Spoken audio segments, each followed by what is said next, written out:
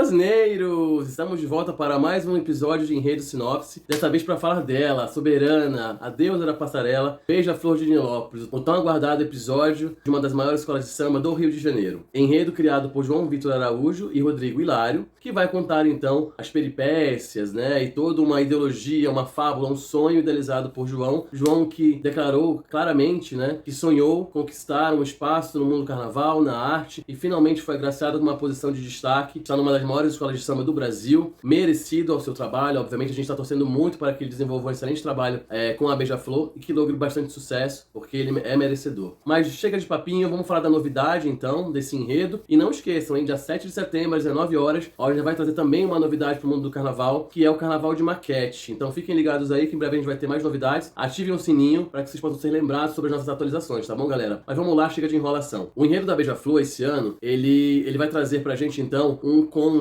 né, uma ideologia, um sonho idealizado na figura de um personagem muito importante na história de Maceió, Alagoas, para o universo do carnaval. Esse personagem é Gonguila, tá? Então, o título do enredo é Um Delírio de Carnaval na Maceió de Ras Gonguila. Mas afinal de contas, quem é Ras Gonguila? Como que essa história se desenvolve? Como que a Beija-Flor vai chegar no próximo carnaval? Ela é favorita, não é?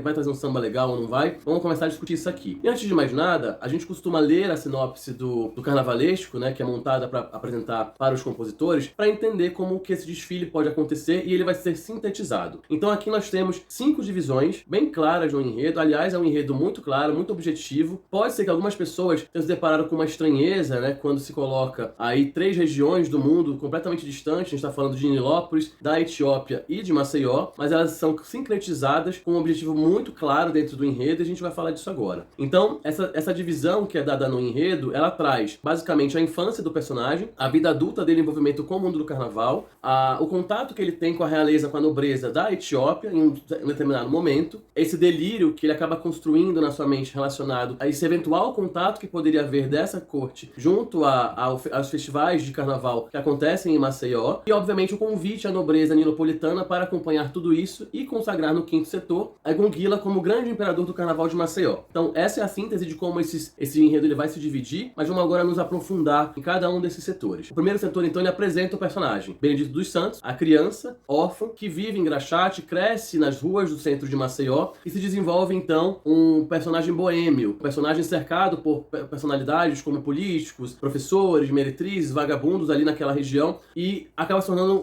um ente muito importante na sociedade alagoana, a ponto de participar ativamente da política do local. Mas antes de chegar nesse ponto, ele desenvolve, então, seu amor pelos folguedos folclóricos, né, da região, e principalmente os blocos de rua de carnaval. Ele monta um bloco chamado Cavaleiro dos Montes, com a ajuda de alguns patrocinadores, e esse bloco de carnaval ele se consagra 23 vezes campeão do carnaval de rua de Maceió. E essa figura, então, se torna muito importante na sociedade, a ponto de alguns políticos solicitarem a ajuda de Gonguila para angariar votos, né? Tem até um episódio muito engraçado em que Gonguila é convidado para um evento, e o político da região, não lembrando do nome dele, pede uma ajuda aqui para ser soprado o nome daquela personalidade que chega naquele salão, mas uma salva de palmas acaba atrapalhando esse momento, e ele então se apresenta para o nosso personagem e agradece pelo momento, né? Muito obrigado, senhor Gorila. Gonguila então fica extremamente chateado e fala que o nome dele não é Gorila, que o nome dele é Gonguila, Ras Gonguila, e ajuda esse político a se eleger em um momento próximo. Então, esse personagem ele é cercado por toda uma ideologia de liberdade do povo negro, do povo africano, dos descendentes do sangue nobre africano em terras brasileiras, porque a gente precisa lembrar que nós estamos em Alagoas, região da Serra da Barriga, onde foi fundado o Quilombo dos Palmares, e temos personalidades como Zumbi e Dandara que permeiam essa mentalidade, né? Então, Gonguila é cercado por esses pontos da sua infância, dessas histórias, né, desses grandes heróis, e também ganha essa alcunha de Gonguila porque durante a sua infância ele não conseguia brincar com o peão dele sempre caía, e a esse ato, né, de ter a dificuldade de brincar com o peão se apelidava então de Gonguila à época. Mas como que surge o Ras? Bem na sua fase adulta, ele já é uma personalidade importante da sociedade alagoana, se depara com uma notícia de caráter mundial eis que um imperador negro africano é coroado. A gente está falando de Haile Selassie, na Etiópia, um descendente direto, né, do reino de Salomão e da rainha de Sabá, que finalmente é coroado, como eu falei, no continente africano, na Etiópia, país esse que nunca foi colonizado, então é importante citar esse termo dentro do enredo da Beija-Flor, porque ele tem essa relevância. É uma região, é um local em que o negro, entre aspas, tá? A gente tem algumas ressalvas aí que vocês podem se aprofundar melhor depois do enredo sinopse, não era oficialmente escravizado. Eu falo isso oficialmente porque a gente sabe que existiam formas de se fazer escravidão, mesmo num país que nunca sofreu essa consequência de colonização. Muita gente está falando que o Enredo da Beija-Flor é um CEP, é uma homenagem, é uma biografia. Ele não é nada disso. Ele é um pouquinho de cada. Mas, na verdade, o Enredo da Beija-Flor é uma fábula, assim como Leandro Vieira trouxe no ano passado uma hipótese do que teria acontecido quando o Lampião morreu. Aqui a gente também tem uma hipótese. O que teria acontecido se, durante a notícia que Gonguila se depara em 1930 da coroação desse imperador, se toda essa comitiva, essa corte nobre que realizou um festejo de 7 dias e 7 noites na região da Etiópia tivesse desembarcado no porto de Maceió através de uma jangada para comemorar o carnaval junto com o nosso personagem principal. E trazendo consigo, obviamente, a nobreza nilopolitana, que ciente, que sabendo dessa grande festa, decide ir nas asas do Beija-Flor, singrar também rumo a Maceió, para celebrar o grande imperador do carnaval de Alagoas, o nosso Ras Gonguila, porque ele passa a utilizar esse prefixo de Ras a partir do momento que ele identifica que existe um imperador negro sendo coroado na África e que o termo Ras antecedia todo o imperador que era coroado então a essa época. Ras significa imperador, significa chefe. E Tafari, que é o nome, a alcunha que Haile Selassie utilizou para se autodenominar, significa o enviado, o consagrado de Deus, o Messias, aquele que tem o poder absoluto. Então Ras acaba utilizando esse prefixo no seu nome a partir de então e se consagra o verdadeiro rei Momo do Carnaval de Maceió. Esse é o enredo que a Beija-Flor vai trazer para o ano que vem. Muita festa, muita cor, muita alegria para celebrar então esse grande personagem do universo carnavalesco de Maceió. Acredito que a escola vai trazer um samba com essa característica de alegria, de festividade,